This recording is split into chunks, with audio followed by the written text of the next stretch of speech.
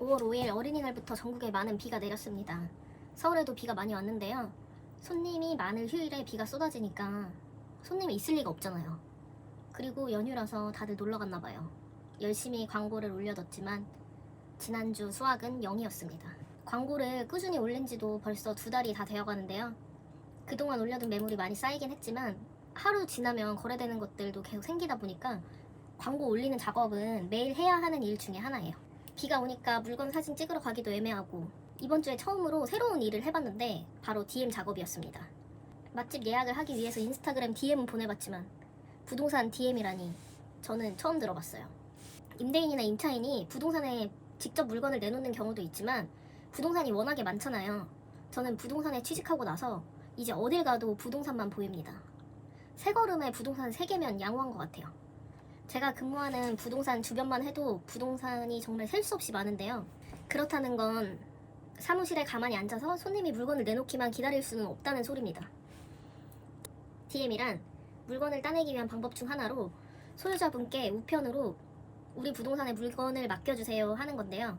A4 한 장 분량으로 매력 어필을 해서 인터넷 우체국으로 발송합니다.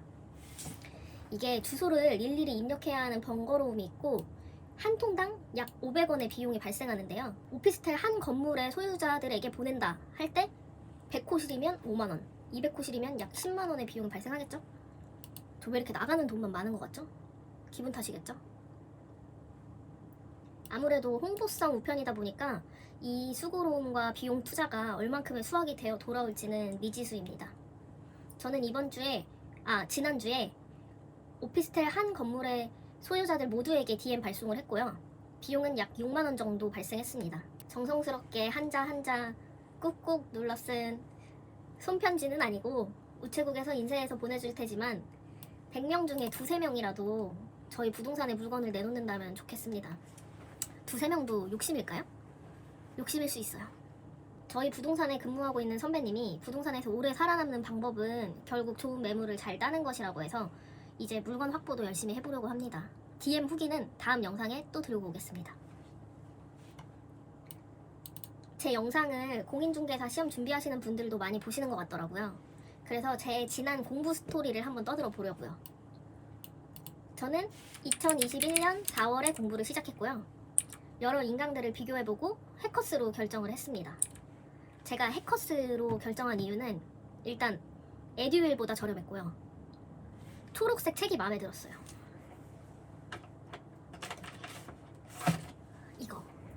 이 초록색이 마음에 들어서 해커스로 결정했습니다. 근데 책이 왜 이렇게 새 책이야?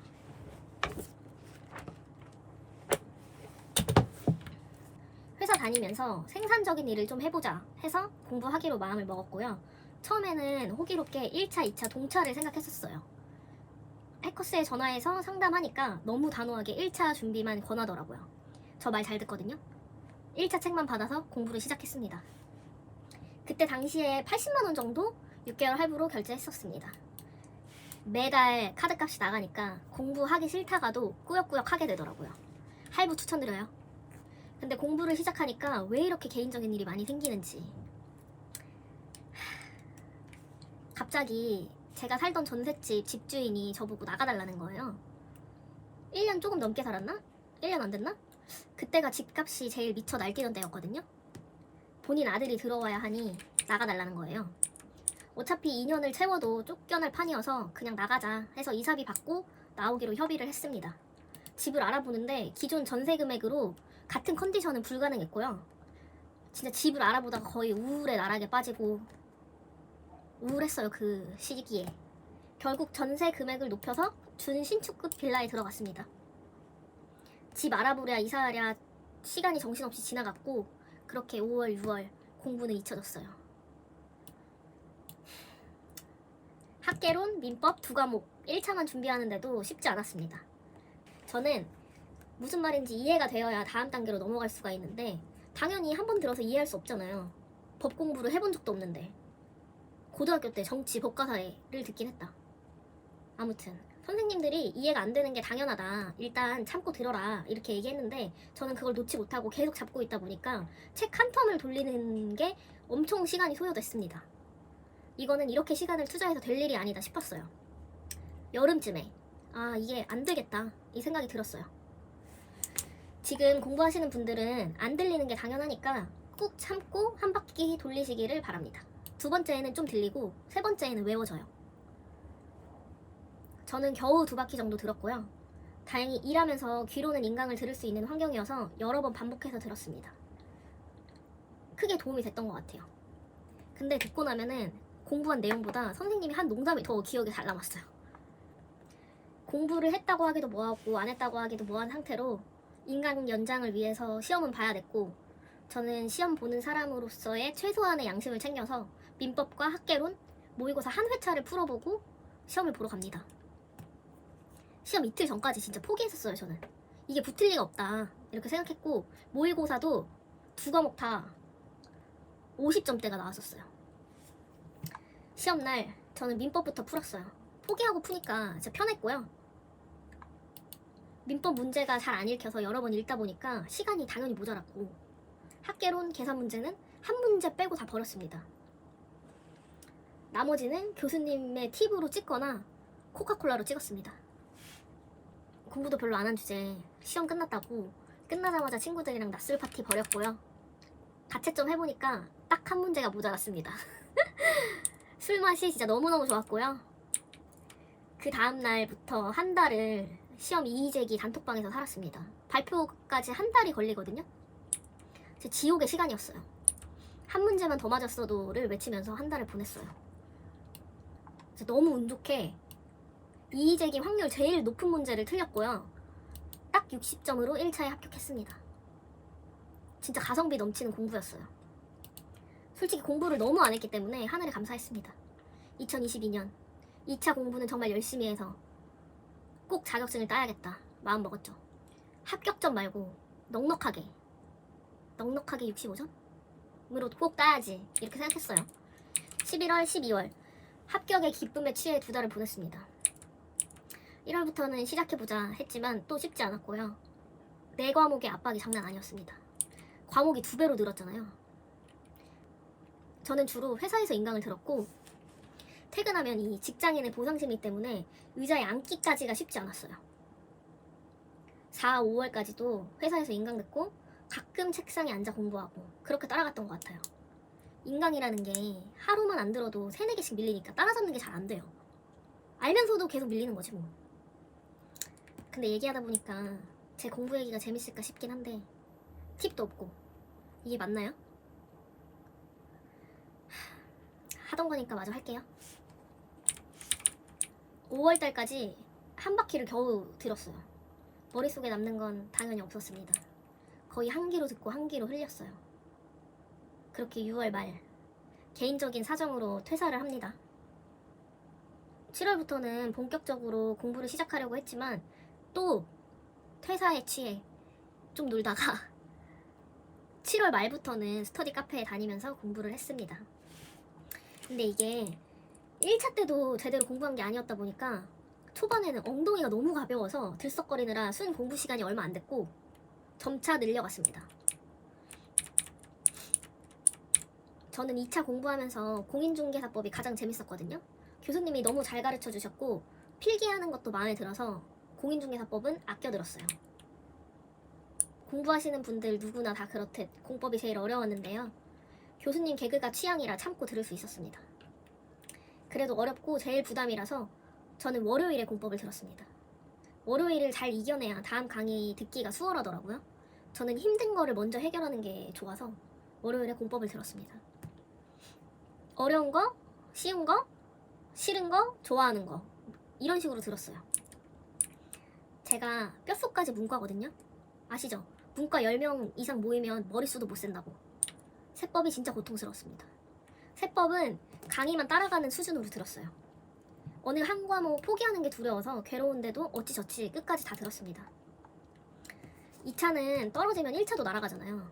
압박이 장난 아니었습니다.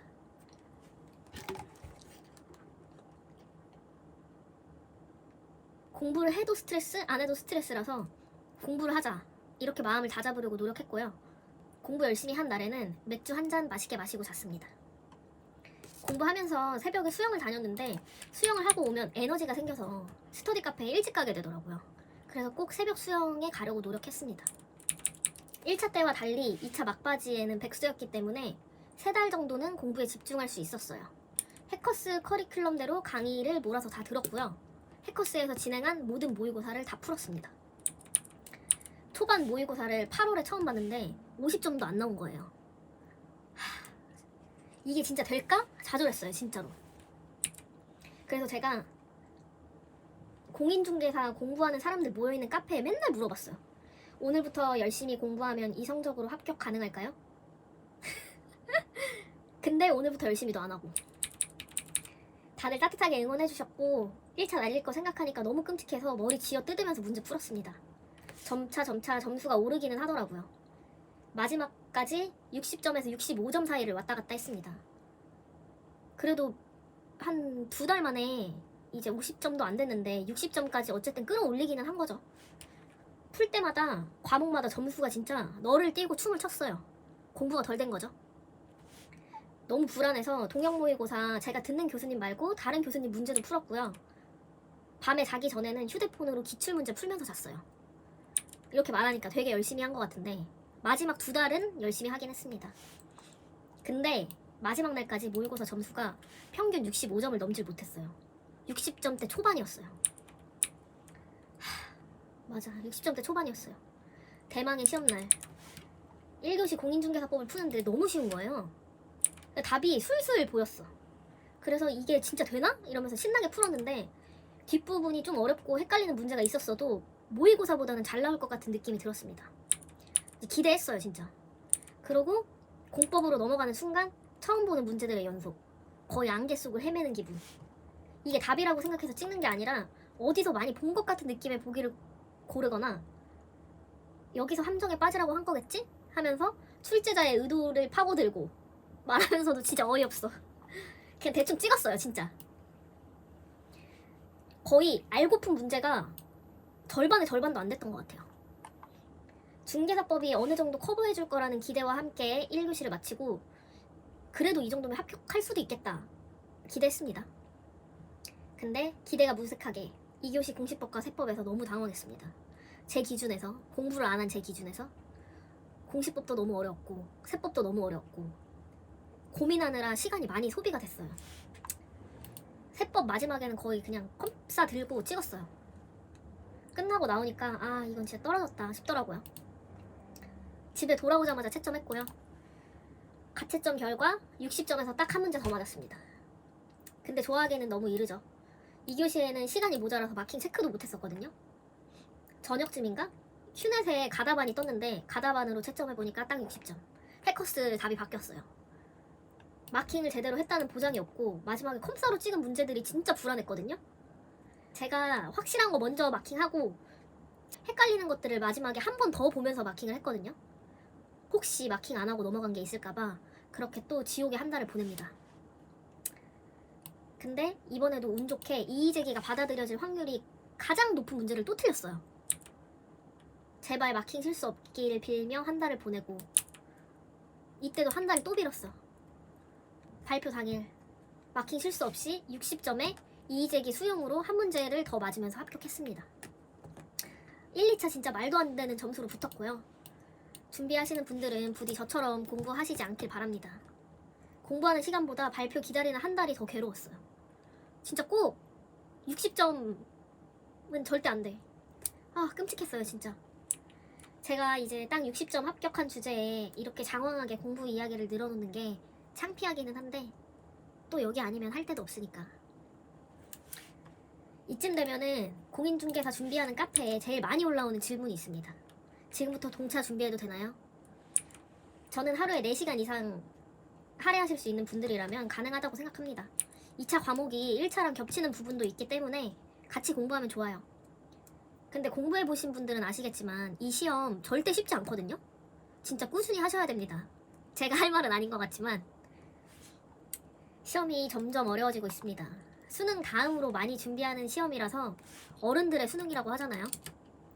시작하실 분들은 생각보다 쉽지 않다는 거 알아두시고 마음 먹고 시작하시길 바랍니다.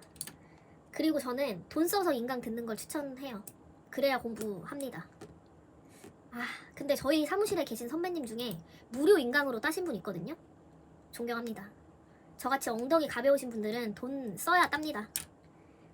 저 해커스 직원 아니에요. 아, 그리고 자격증이 없어도 중개보조원으로 부동산에 근무할 수 있잖아요. 저는 개인적으로 관심 있으신 분들은 공부부터 하는 게 어떨지.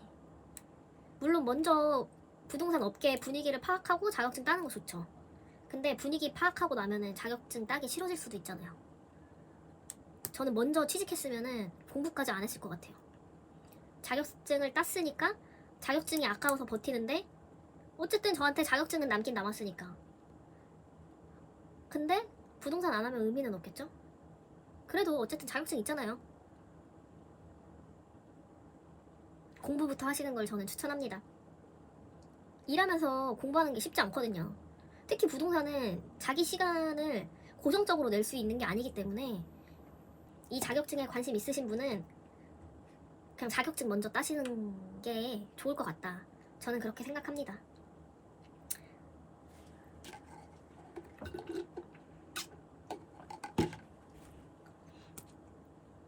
요즘 문의 전화가 뜸해서 약간 우울하거든요. 근데 집에 오는 길에, 오늘 퇴근하는 길에 갑자기 손님한테 전화가 왔어요. 내일 점심쯤에 오겠대. 저 그래서 지금 설레거든요. 내일 출근할게요. 출근합니다.